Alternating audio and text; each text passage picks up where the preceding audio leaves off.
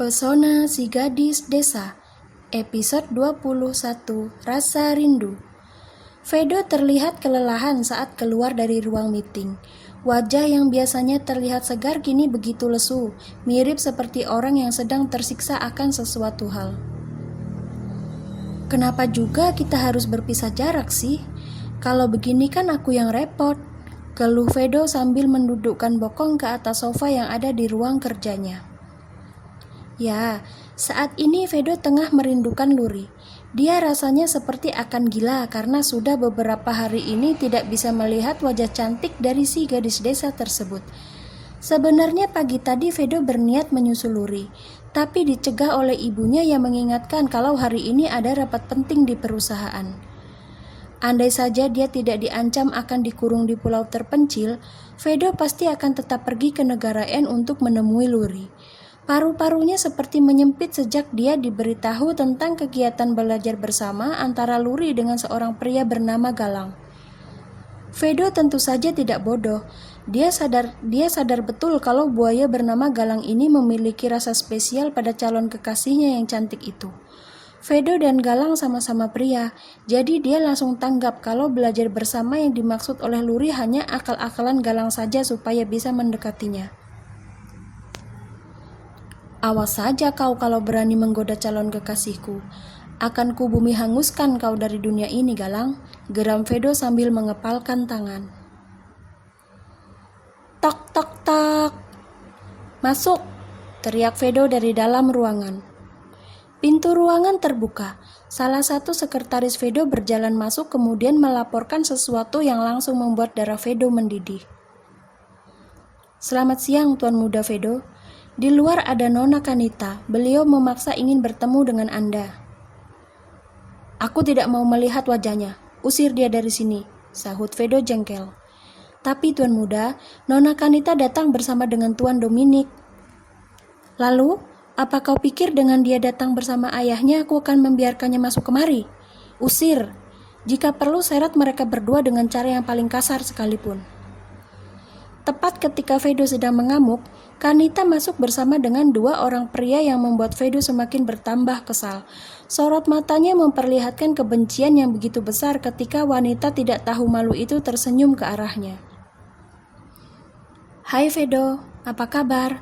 Tanya Kanita dengan suara yang dibuat selembut mungkin. Ved, kau tidak menyapa Tuan Dominik? Tegur Matteo tak enak dengan sikap yang ditunjukkan oleh putranya. Meski enggan, Vedo akhirnya menyapa ayahnya Kanita. Dia berdiri kemudian mengulurkan tangan ke arah Tuan Dominik. Selamat siang Tuan Dominik, silahkan duduk. Kanita menatap Vedo dengan begitu terpesona sambil menunggu gilirannya untuk berjabat tangan. Namun, dia harus menelan kekecewaan yang cukup besar karena Vedo langsung memasukkan tangan ke saku celana begitu selesai berjabat tangan dengan ayahnya. Selamat siang kembali Tuan Muda Vedo. Ekor mata Dominik melirik ke arah putrinya yang terlihat sendu. Dia sebenarnya tahu kalau Kanita sangat menginginkan pewaris dari tahta keluarga Eiji ini. Namun dia mencoba bersikap netral karena tak ingin membawa masalah pribadi putrinya ke dalam hubungan baik yang sudah dia jalin dengan Matteo. Ved, kau memiliki waktu senggang tidak? Aku dan ayah sengaja datang kemari ingin mengajakmu dan paman Matteo untuk makan siang bersama. Kalau kau... Aku sibuk. Sela Vedo singkat, padat dan jelas menolak ajakan Kanita. Maaf Tuan Dominik, jika tidak ada sesuatu hal yang penting aku pamit undur diri. Ada pekerjaan di luar kantor yang harus segera aku selesaikan. Oh, tidak masalah. Kau pergilah urus pekerjaan itu. Dan maaf jika kedatangan kami kemari membuatmu merasa tidak nyaman, sahut Dominik tahu diri. Jangan ditanya seperti apa wajah Kanita sekarang. Bahkan make up-nya yang tebal tak mampu menutupi wajahnya yang memerah karena menahan rasa malu. Sedangkan Matteo, dia hanya diam melihat kelakuan putranya yang terlalu terus terang menolak kehadiran anak dari salah satu kolega bisnisnya. Merasa tidak enak itu sudah pasti. Tapi Matteo juga tidak bisa memaksa Vedo untuk menerima Kanita, salah satu wanita yang menggila setelah menjadi teman ranjang putranya. Kalau begitu aku permisi Tuan Dominik. Ayah, aku pergi dulu. Pamit Vedo kemudian bergegas keluar dari ruangan tersebut. Kanita duduk dengan sangat gelisah setelah Vedo pergi dari sana. Dia sadar kalau Vedo sebenarnya bukan ingin melakukan pekerjaan, melainkan hanya ingin menghindarinya saja. Ayah, Paman Mateo, aku pamit ke toilet sebentar ya. Tiba-tiba perutku terasa tidak nyaman, ucap Kanita beralasan. Padahal yang ingin dia lakukan adalah mengejar Vedo keluar. Kau baik-baik saja? Tanya Dominic cemas. Iya ayah, aku baik-baik saja. Hanya sedikit mulas. Setelah itu Kanita buru-buru meninggalkan ruangan. Dia sudah tak sabar ingin segera menemui pria pujaannya itu. Aku menemukanmu, Ved, gumam Kanita sambil tersenyum senang. Vedo yang tidak menyangka kalau Kanita akan datang menyusul terperanjat kaget saat ada sepasang tangan yang melingkar di pinggangnya. Dan begitu dia melihat ke arah pantulan kaca yang ada di sebelahnya, emosi Vedo langsung memuncak. Dia dengan kasar melepaskan rengkuhan tangan Kanita kemudian mendorongnya hingga jatuh terduduk di lantai. Sambil memasang wajah yang sangat sinis, Vedo memaki Kanita di hadapan karyawannya yang mulai berkerumun. Sudah aku katakan kalau aku tak mau lagi melihat wajahmu, Kanita. Kau tuli atau bagaimana? Ved, aku merindukanmu, sungguh. Tolong jangan begini sayang, jangan mengabaikan aku, ucap Kanita mendayu-dayu. Dia mencoba beralih peran agar tidak dicap buruk oleh para karyawan.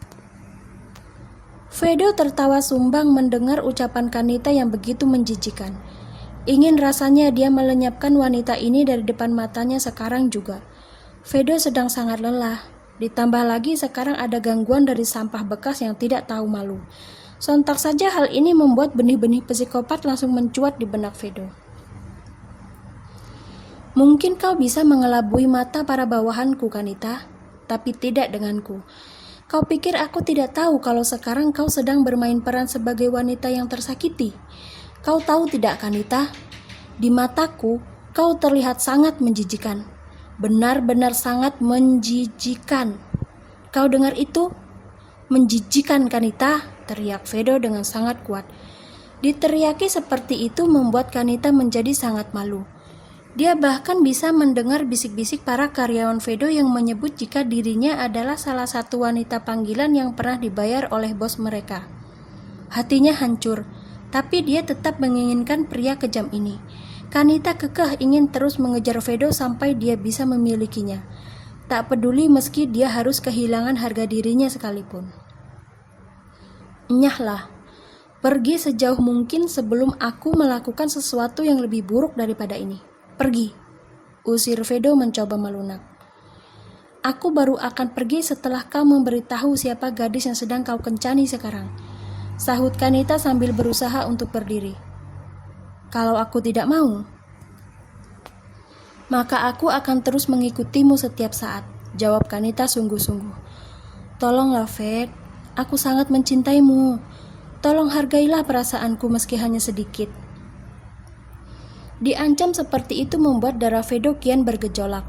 Dia kemudian berteriak memanggil penjaga lalu meminta mereka untuk menyeret Kanita keluar dari perusahaan. Vedo menulikan telinga saat Kanita berteriak seperti orang gila dan terus berontak agar bisa melepaskan diri dari cengkraman tangan para penjaga. Sementara itu, dari kejauhan Dominic dan Mateo tampak memperhatikan kejadian tersebut. Mereka berdua hanya bisa menghela nafas menyaksikan pertengkaran antara Vedo dan Kanita. Apa kau akan memutuskan hubungan kerjasama perusahaan kita setelah melihat kejadian ini? Tanya Mateo tak enak hati. Ini tidak ada urusannya dengan pekerjaan kita, Mateo. Biar saja, mereka itu masih muda. Kita tidak usah mencampuri urusan mereka, jawab Dominic santai. Baiklah, itu pemikiran yang sangat bagus. Tentu saja. Bagaimana kalau sekarang kita pergi makan siang? Perutku sudah berbunyi sejak tadi. Aku akan mentraktirmu makan sampai puas. Ayo, ucap Mateo kemudian mengajak Dominic untuk pergi dari sana.